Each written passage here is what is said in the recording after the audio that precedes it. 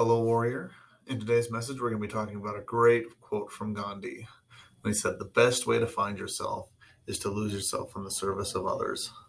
This is so fantastic and so true. A lot of times in today's world, we're just not sure who we are. So maybe service is the key to figuring that out.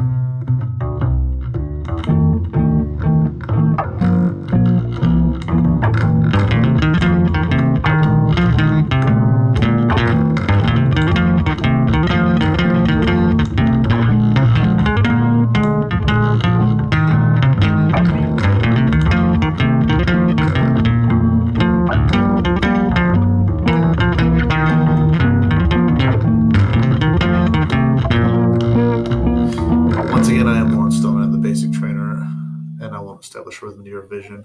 Thank you so much for tuning into these emails. I hope you're sharing them. I hope you're liking them. I hope you're finding value in them. So today we're going to talk a lot about service with this quote from Gandhi, where service can literally be used to help you figure out who you are and find yourself. Um, so, and I want to dedicate this message to my 11-year-old son who he loves biographies like me. He's been learning about people, and he said, "Dad, you need to do a Gandhi quote." And I even let him help me pick out which quote to do. And I love that he's involved with this and wants to help me out. A great way for him to serve and to help me. Um, but I like this quote because service is a big deal and it's an important thing. And I'm going to share a story. And I've talked a little bit about this previously, but 11 years ago, my wife was in a tragic car accident. And the result of that tragic car accident was we lost a 2-year-old little girl. And if you've ever lost a child or a close family member or someone you love, you have this overwhelming feeling of being abandoned, of being lost, and being forgotten. And it's difficult. And you can really find yourself wondering why you have this life and what you're doing in this life and what's the purpose. So in dealing with that and coping with our loss, one thing that my wife and I decided to do is we wanted to make sure that her memory lived on. One of the big fears that we had was that people would forget about her and just dismiss the short life that she had. And we decided that we wouldn't let that happen, and we do use service to help make sure that her memory lived on. So every year on her birthday, which is in November, we do acts of service. We usually try to do as many acts of service as her age would be. But in general, a lot of years it's been even more, just because we've had so much fun and we've enjoyed being able to help and serve other people. We've done all sorts of things. I had a son who was born, and he had to spend some time at Primary Children's Medical Center, and we ended up having to use the Ronald McDonald House there for a while. And so Ronald McDonald House Charities has been a big one for us.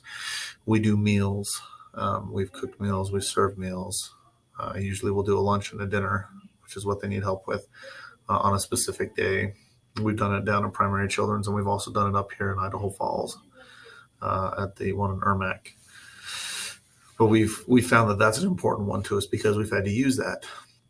But we've also found after-school programs that we've been able to put supplies together, school supplies together for, and help them out. The local one here, the Community Youth in Action, that's the one we've used here in Idaho Falls. We've made donations there. During COVID, we put together hygiene kits. And a lot of times with these service projects, we'll ask people to come and help out. We'll ask for donations. We'll ask for service hours. But we also spend a lot of time and a lot of our own money in helping these things out and pushing these things and making sure that these things can grow. And if you're watching this and you've helped support us in the past, I want you to know we truly appreciate that. And we make sure every dollar and then some goes into what we're doing. We're not pocketing any of it. And because it's such an important cause. Another thing we do is where our daughter's birthday was so close to Christmas, we take presents that we would have purchased for her birthday or for Christmas, and then we donate them either to a giving tree or we've given them into foster care organizations. So that way someone can help benefit. And these presents, like I said, we would have normally purchased for her anyways. That way we can give them to someone else who needs them. And we use these acts of service to help her memory live on. And as we've done these acts of service, an amazing thing has happened. That feeling of we've been abandoned because we've lost a loved one, we're lost, we're forgotten, we're unimportant, has changed. And we've been able to work with people, and my wife especially has done volunteer work to help other grieving mothers. She likes to make bracelets, mother-daughter bracelets. So if a mother loses her daughter, it's a matching set, and the daughter can be buried with that bracelet. And she's done dozens and dozens of those. I don't even know how many she's done of those. And we talk to people, we work with people, and we've found that we can find healing and the ability to deal with our loss more. We always tell people the pain of the loss doesn't go away, but your ability to deal with it improves. And service is one of the ways we've been able to do that. We have found ourselves and found ourselves belonging due to service because it is that powerful. So your assignment, your homework in this week's email is I want you to take a look into your life in an area or aspect where you just feel alone or abandoned. Sometimes we don't feel that collectively, but sometimes in one area we feel like we've been forgotten and we wish we hadn't been forgotten. And then once you've identified that area where you feel like you've been forgotten and you really wish someone would help you out, I want you to reflect and think, what would it be that I wish someone would do for me? How do I wish someone would help me? And then I want you to take that idea and I want you to go find someone who feels forgotten in the same area you do and offer what you feel you need to them.